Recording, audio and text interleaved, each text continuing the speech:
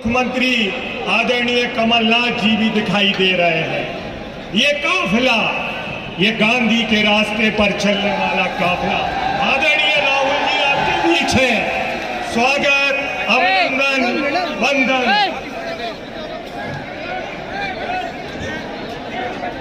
मैं आदरणीय राहुल गांधी जी के लिए कहना चाहूंगा, ये सच के दीवाने हैं, ये सच के दीवाने हैं, वह झूठ के परवाने हैं, वह तोड़ने आए हैं, यह जोड़ने निकले हैं। आदरणीय राहुल गांधी जी, राहुल गांधी जी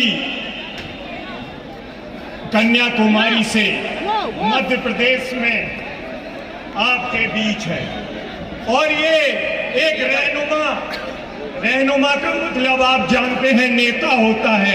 मैं दो लाइनें पढ़ूंगा यहां।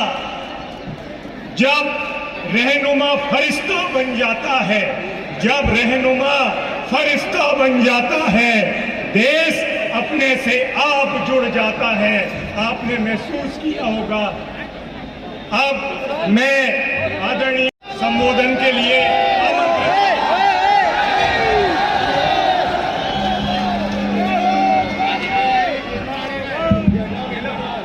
कैमरा मैन भैया, कैमरा।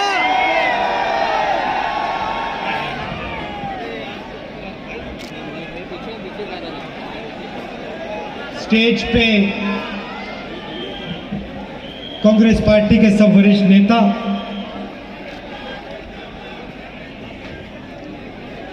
भीड़ में हमारे प्यारे कार्यकर्ता, शेर और शेरनियां,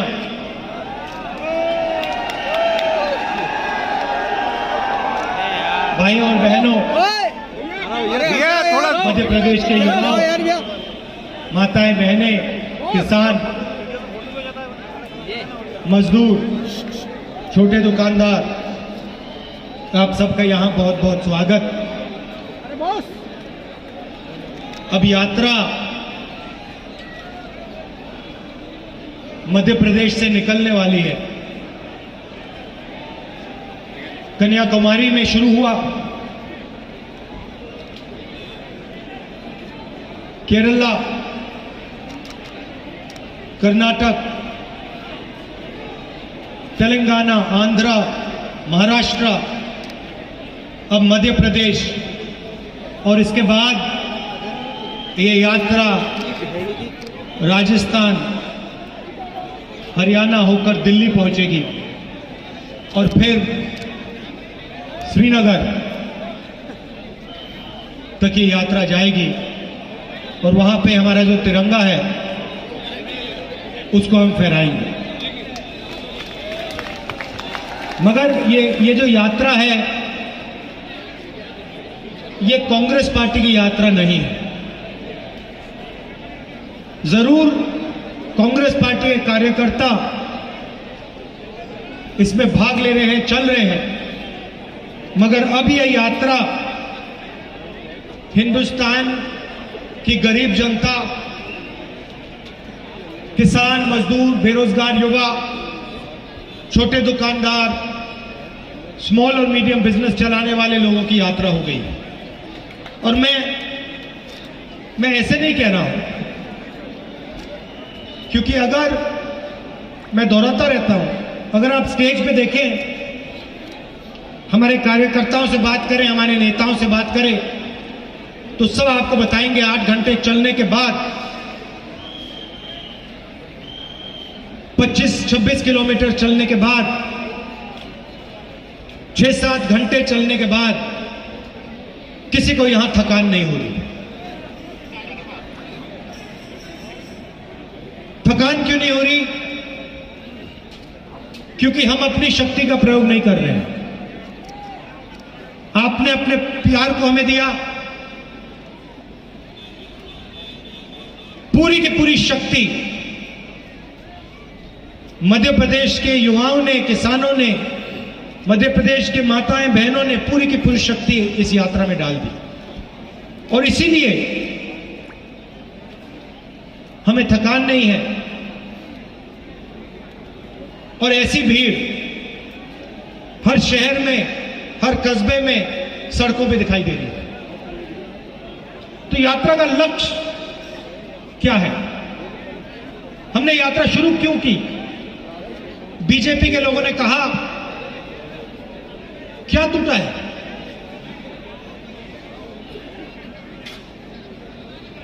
देखिए, सड़क पे मैं लाखों लोगों से मिला हूं। हजार क्या हजारों कहना चाहता था, मैं नहीं, हजारों से नहीं, लाखों लोगों से मैं मिला हूं। किसानों से, मजदूरों से, बच्चों से, सबसे। आप किसानों से बात करो, सीधा आपको 3-4 चीजें कहते हैं। यूरिया नहीं मिलता, डीएपी नहीं मिलता, जब मिलता है बहुत महंगा हो गया है। हम बीमा का पैसा भरते हैं, तूफान आता है, आंधी आती है, नुकसान हो जाता है, खेत बर्बाद हो जाता है। बीमा वाली प्राइवेट कंपनी मिलती नहीं है, ना इंटरनेट पे मिलती है, ना टेलीफोन पे मिलती है, सही दाम नहीं मिलता, हमारा कर्जा माफ कभी नहीं होता। और पूछते हैं किसान, पूछते हैं राहुल जी हमें आप एक बात समझाइए, हिंदुस्तान के सबसे बड़े अरबपतियों का कर्जा माफ हो जाता है, बैंक के सामने लाल कालीन लग जाता है, और हमारा 50,000 रुपए का लोन, 1 लाख रुपए का लोन माफ नहीं होता। क्यों? हमने क्या गलती की? हमने क्या कमी है? ये हजारों किसानों ने मुझसे पूछा है। दूसरी तरफ आप युवाओं से बात करो, कहेंगे इंजीनियरिंग की, माता पिता ने पूरा का पूरा पैसा जो था उनके पास शिक्षा में डाल दी, प्राइवेट कॉलेज, प्राइवेट यूनिवर्सिटी में पैसा डाला, इंजीनियर बनने का सपना था, पास हुए, पता लगा हिंदुस्तान में इंजीनियर नहीं बनता है, इंजीनियर जाके सड़कों पर मजदूरी करता है।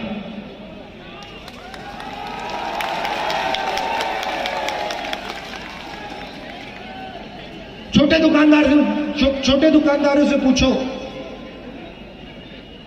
कहते हैं राहुल जी नोटबंदी ने, जीएसटी ने हमारे बिजनेस को, धंधे को खत्म कर दिया है। 2 दिन पहले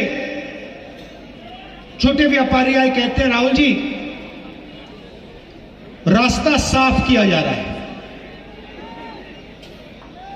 रास्ता साफ किया जा रहा है। मैंने पूछा किसके लिए, कौन सा रास्ता साफ किया जा रहा है? कहते हैं हिंदुस्तान के सबसे बड़े अरबपतियों के लिए रास्ता साफ किया जा रहा है, हमें उठा के परे किया जा रहा है।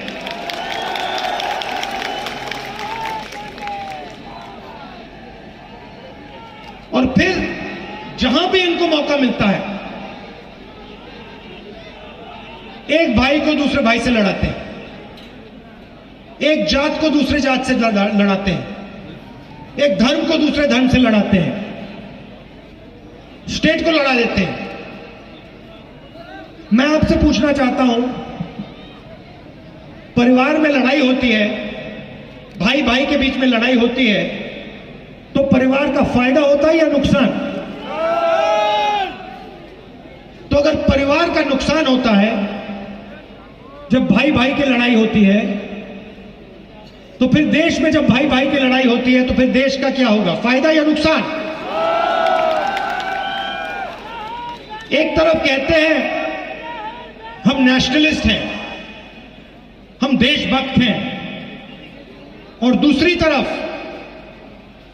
नफरत फैलाते हैं, भाई से भाई की लड़ाई कराते हैं, और जो हमारी देश की रीढ़ की हड्डी है, जो रोजगार देती है, किसान, छोटे व्यापारी, स्मॉल मीडियम बिजनेस चलाने वाले, उनको खत्म कर देते हैं, रीढ़ की हड्डी को तोड़ देते हैं। मध्य प्रदेश में युवाओं को रोजगार नहीं मिल सकता। कुछ भी कर लो, कुछ भी कर लो आप, मध्य प्रदेश के युवाओं को, बाकी हिंदुस्तान के युवाओं को रोजगार नहीं मिल सकता। क्यों? क्योंकि सारे के सारे रास्ते बंद कर दिए। देखिए, ये जो इनके 2-3 उद्योगपति मित्र हैं, आपने नाम नहीं कहा, ये इनके जो 2-3 लोग हैं, मित्र हैं, ये हिंदुस्तान को रोजगार नहीं दे सकते हैं, इनकी बस की नहीं है। हिंदुस्तान को रोजगार छोटे दुकानदार, किसान, स्मॉल और मीडियम बिजनेस चलाने वाले लोग लाखों लाखों बिजनेसेस देते हैं। इन सबको खत्म कर दिया, बंद कर दिया, सबसे बड़ा रास्ता बंद कर दिया। दूसरा रास्ता public sector, railways, BHEL, HAL, यह रास्ता था। सारी की सारी पब्लिक सेक्टर की कंपनियों को ये बेच रहे हैं, उन्हीं 2-3 लोगों के हवाले कर रहे हैं, तो वो भी रास्ता बंद। तीसरा रास्ता सरकार में नौकरी, रोजगार, स्कूलों में, सरकारी अस्पतालों में, वो भी प्राइवेटाइज किया जा रहा है। आज एक बच्ची आई मेरे पास, मेरे साथ चली, कहती है, राहुल जी मेरे स्कूल में तो टीचर ही नहीं है। मैं स्कूल जाती हूं, पढ़ने जाती हूं, टीचर ही नहीं है। सामने ब्लैक बोर्ड के सामने बैठ जाते हैं और घर चले आते हैं। यह है मध्य प्रदेश की शिक्षा।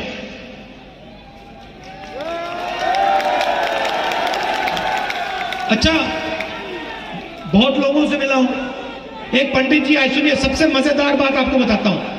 नहीं सर, ठहरिए, सुनिए सुनिए, सबसे मजेदार बात। पंडित जी आते हैं मेरे पास और बहुत गहरा सवाल किया उन्होंने मुझसे। पहले समझाया, कहते हैं राहुल जी, जो भगवान राम थे वो तपस्वी थे, उन्होंने अपनी पूरी जिंदगी तपस्या में डाल दी। सही है गलत? सही बात, ठीक है। फिर उन्होंने कहा, गांधी जी हे राम कहते थे। गांधी जी का नारा था हे राम।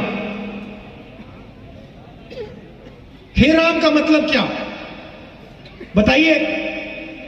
जब गांधी जी कहते थे हे राम, उसका मतलब क्या था? चुप हो गए? नहीं, हे राम का मतलब राम एक जीने का तरीका थे, एक जीने के का तरीका था। राम सिर्फ एक, भगवान राम सिर्फ एक व्यक्ति नहीं थे, एक जिंदगी जीने का तरीका था। प्यार, भाईचारा, इज्जत, तपस्या, उन्होंने पूरी दुनिया को दिखाया, जीने का तरीका दिखाया। और गांधी जी जब हे राम कहते थे, उनका मतलब था जो भगवान राम है वो भावना हमारे दिल में है और उसी भावना को लेकर हमें जिंदगी जीनी है। ये है हे राम। दूसरा नारा फिर उन्होंने कहा, देखिए एक नारा हे राम, सुनो सुनो, डिस्टर्ब मत करो। एक नारा हे राम मतलब जिस प्रकार से भगवान राम ने अपनी जिंदगी जी, जो उन्होंने तपस्या किया, जो उन्होंने समाज के लिए काम किया, जो उन्होंने प्यार फैलाया, भाईचारा फैलाया, वैसे ही अपनी जिंदगी जीना। दूसरा नारा जय सिया राम, जय सिया राम। अब जय सिया राम का मतलब क्या है, यह पंडित जी ने मुझे बताया, सीखा हूं मैं, यात्रा में बहुत कुछ सीखा हूं। जय सिया राम का मतलब क्या है, दिग्विजय जी ताली बजा रहे हैं। जय सिया राम का मतलब जय सीता जय राम। मतलब क्या कि सीता और राम एक ही हैं,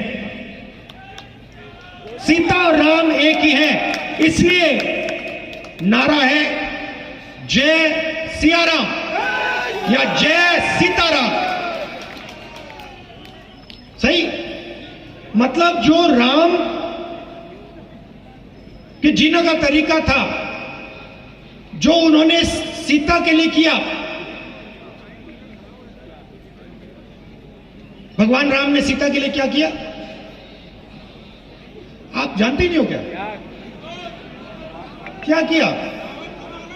जाके सीता की इज्जत के लिए, सीता के लिए लड़े। सही, तो जब हम जय सिया राम कहते हैं, हम सीता की याद करते हैं और समाज में जो सीता की जगह होनी चाहिए उसकी आदर करते हैं। सही, जय सिया राम या जय सीताराम। तीसरा नारा जय श्री राम, उसमें हम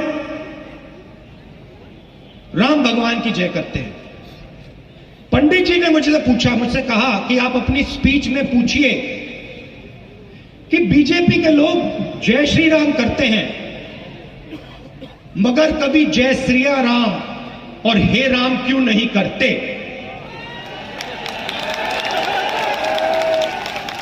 मुझे बहुत अच्छा लगा, बहुत गहरी बात बोली, क्योंकि वो सबसे पहले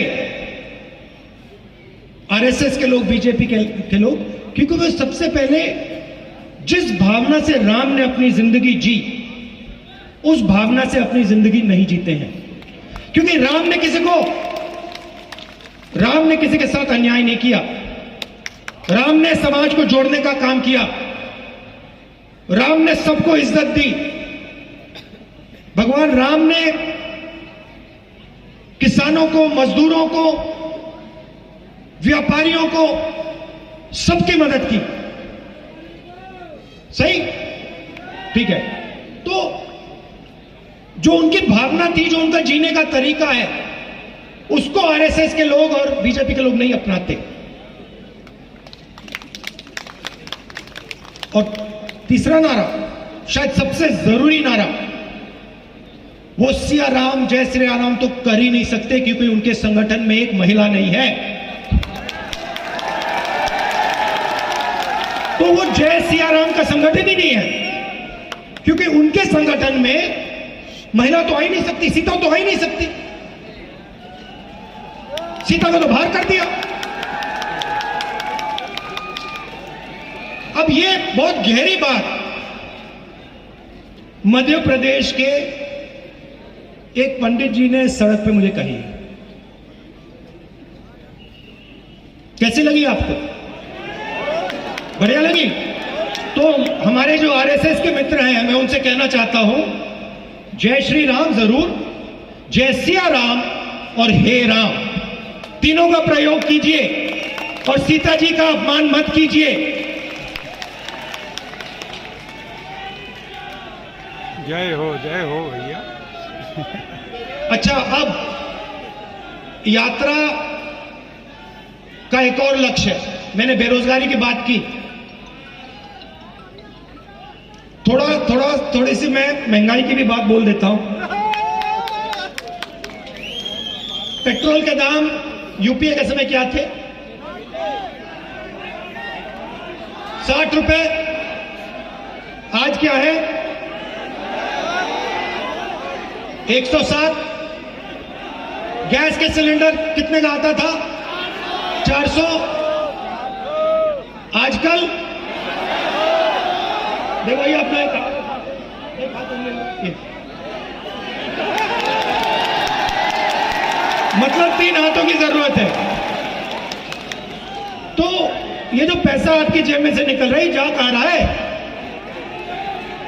पैसा गायब तो नहीं होता।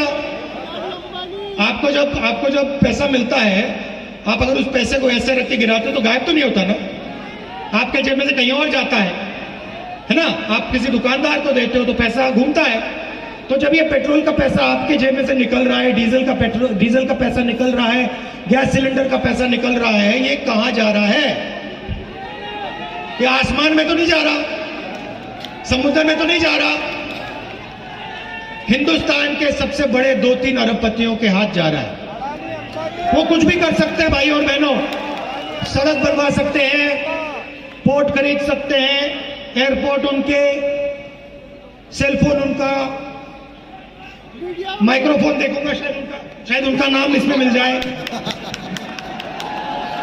इसको इसके नीचे देखूंगा, देखो यहां भी उनका नाम मिल जाएगा, जूते में देखो वहां भी उनका नाम, लाउडस्पीकर पे उनका नाम। तो 2 देश बन रहे हैं, एक अरबपतियों का, उसमें जो भी करना है कर लो, जो भी सपना है देख लो, और दूसरा बाकी हिंदुस्तान गरीबों का, किसानों का, मजदूरों का, छोटे दुकानदारों का, उसमें आप बेरोजगार रहो, महंगाई के अंदर डूबो। ऐसा हिंदुस्तान हमें नहीं चाहिए। हमें न्याय का हिंदुस्तान चाहिए। और इसलिए यात्रा श्रीनगर में जाकर तिरंगे को लहराएगी। आपने अपना प्यार दिया, मोहब्बत दी, दिल से आपका बहुत बहुत धन्यवाद। नमस्कार, जय हिंद।